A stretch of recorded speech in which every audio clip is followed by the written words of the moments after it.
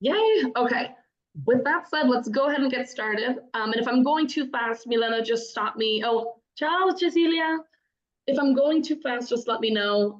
Okay, And I will slow down. Cool. great. So the Italian CI curriculum framework known as Nostra Storia is levels 1 through 4. So you're getting everything from beginner, intermediate to advanced. It's going to be a strong foundation for language learning development, and it's perfect for customization. So it's a curriculum framework because it's intended to give you that strong foundation that you can customize based on your needs and the needs of your students. I said that it's perfect for middle school and high school students. However, for the purposes of the curriculum, I'm just going to say it also works really well for university level in case that pertains to the classes you teach. But again, grade 6 through 12 is kind of our target.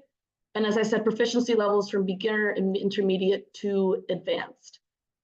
Our units, so there's going to be 6 units per level. And like I said, there's 4 levels in the Italian CI curriculum framework.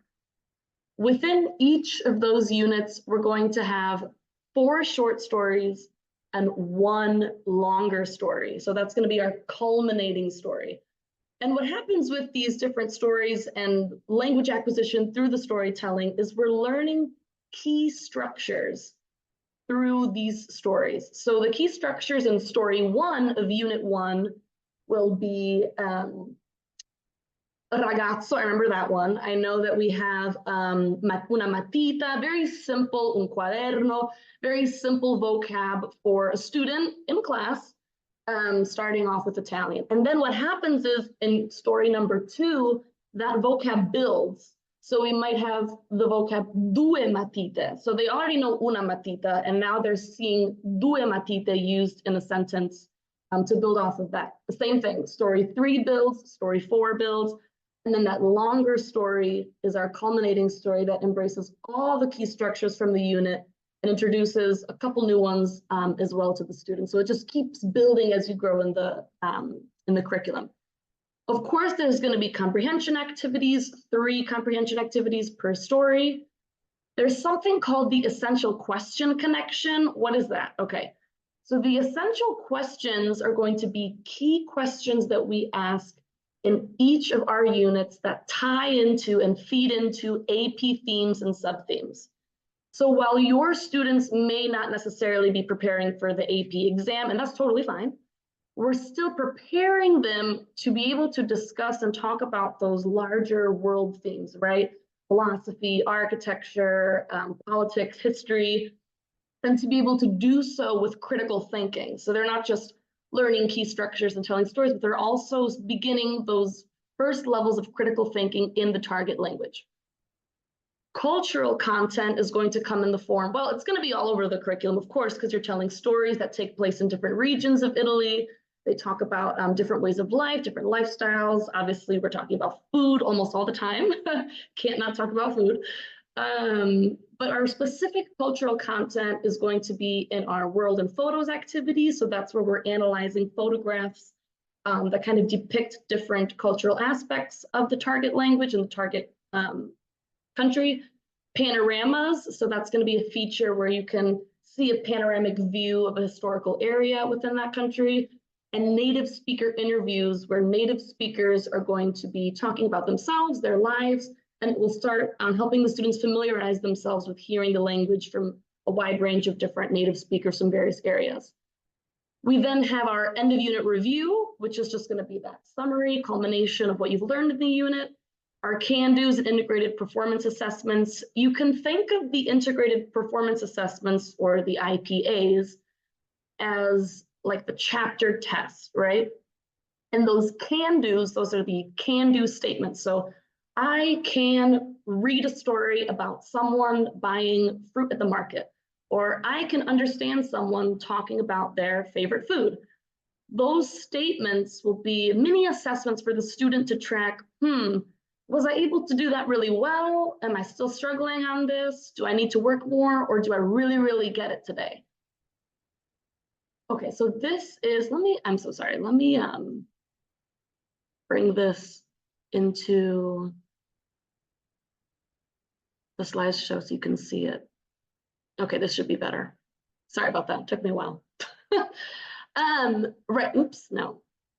So we have the visual here of what Unit 1 is going to look like in Level 1. So again, we've got those 4 short stories, 1 long story, we've got cultural content, and all those different areas that we talked about, but just kind of a visual here. All right, I'm going to keep going so we don't. Okay. Our core resources, so like I mentioned, the key structures that are going to be introduced throughout that unit in the stories, the vocabulary pages, again, the stories, the comprehension activities. Something that I do really want to make sure that I drive home is grammar. So when we're talking about a comprehensible input or first language acquisition-based learning, we are not talking about the traditional grammar-focused or grammar-heavy is probably a better way of saying it, way of looking at a language. However, grammar is important, and we want to make sure that we incorporate some lessons and friendly tips here and there, especially for the teacher, to understand where are some good times in the curriculum for you to introduce or dive deeper into a grammar topic. For example, let me see if I can go quickly here. So for example, when you go into our Italian title, and if you go into, Level 1, so this is, I'm now on our platform, that's what I'm doing right now. In Level 1, if I'm going to Unit 1, I can see that there's a grammar sequence page here. That grammar sequence page for each level is going to give me a summary of where I can find different topics in that level. So for example, we can see that in our first story, we're going to have a section on articles, right? It's your choice as the teacher. Do you want to bring this up with your students? Do you want to do that lesson? You could, you couldn't, or you can use material you've used in the past that you found helpful. It really is up to you. There's no right or wrong way of doing it. This is just the guidance and the framework that we've provided. And then we also have, as you can see, again in Unit 1, present tense verb conjugations, imperfect, passato remoto. So you will have in all of those levels, you got Level 1, Level 2 has the same thing, more imperfect, looking at gender, avere o essere, so you know what that's going to be referring to. Different adverbs, the subjunctive, reflexive verbs, etc., etc. Okay, let me go back to slideshow. Okay. And then, of course, the cultural content, as I mentioned previously, we'll look at that a little bit later. Just want to make sure I'm not missing out on anything. So again, these are snippets of what some of those grammar lessons look like. Not the full lesson, because unfortunately my computer won't hold the entire page on this slide, but just to give you an idea of what that might look like. Okay. I'm actually just going to show you in the title what the story looks like rather than my very sad snip and sketches. Okay. So this will be an example of our story page. So you have our important vocabulary up at the front. You'll notice that we do have a page dedicated to vocabulary and some exercises on how to introduce that vocabulary, but I'm just going to show you right now our main story page. The vocabulary is introduced. If you click these icons, you're going to hear audio of that vocabulary from a native Italian speaker. And as you can see right here, we have audio, again, from a native speaker of the actual story itself. In this particular story, we have illustrations that accompany that story, and we have some extra hover over vocabulary. So these are words in addition to those key structures that we're going to introduce and we're going to highlight so the student is able to see the translation and doesn't feel totally lost. Something I do want to point out really quickly is a really awesome thing about comprehensible input and about learning through storytelling is the students feel very empowered when they realize very early on in the learning that they can read a story in Italian and they understand what's going on. Like they can read a whole paragraph, a whole large text. I mean, to a student, this is a large text in a foreign language.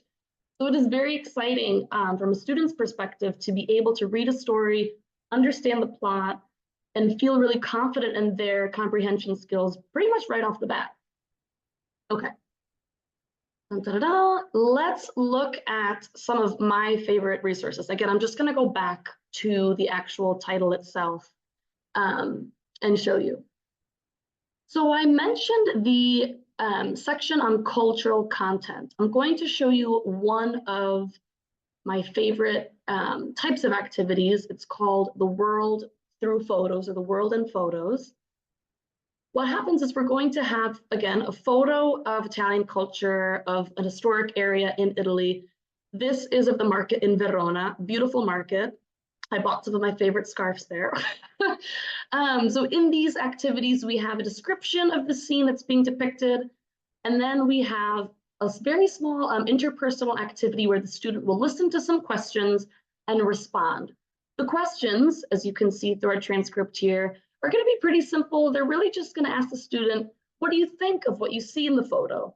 Does it look similar to something in your own city? Does it look similar to something where you live? And that, again, is cultural comparison, a really key part of the curriculum as well. Also on top, you can see we have 3 can-do statements, which is quite a lot. Typically, it's only 1 or 2. But these are an example of the can-do statements that when you click on it, the student can say, oh, I don't know if I can compare markets in Italy to where I live yet, I need help. Or they can say, yep, almost there, or I can do this and I feel really confident. See if I can get out of here. I don't know why I'm not. Okay, close, there we go, too many. All right, the other thing that I really like about the Italian curriculum is you have included in that curriculum 4 different novels, or readers, I guess is what we would refer to them as. So you've got a level 2 novel, level 3, and then 2 level 1s. This additional reading is perfect for your students who are perhaps more advanced, or they do really appreciate that silent reading time, or they're just really obsessed with the curriculum and they want to do more work on top of that. It's also really great for holiday reading or a holiday assignment. You can assign a chapter per week for the student. Friday could be your silent reading day or your reading comprehension day. We have activities for all of these. Audio, as always, obviously the text, illustrations. These are just really popular with students, especially because the stories approach themes that resonate well with students that are middle school and high school level. We've also got a really helpful appendix. When you come into levels 3 and 4, you're going to have this really helpful interview question page.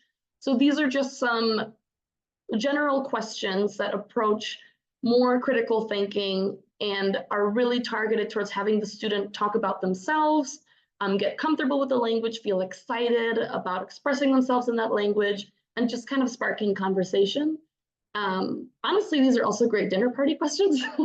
Anyways, but those are a really great tool, especially for those later units. When we're talking about pacing, and I realize I have 2 minutes left, so I'm going to go as fast as I can without being overwhelming. Pacing really is up to the teacher. I think that something to keep in mind when you're approaching the curriculum framework is that the stories are essential. So the stories and the key structures that are introduced are really the core.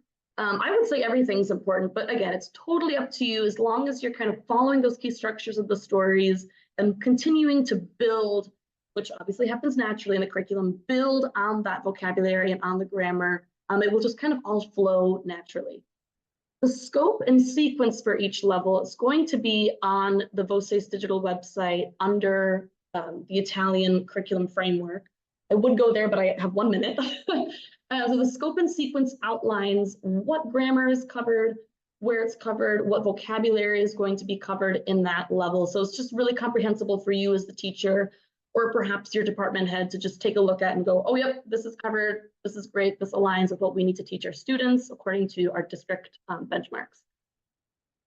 The Italian curriculum framework is also, as I said earlier many times, just really great for you as the teacher to add supplementary materials and resources.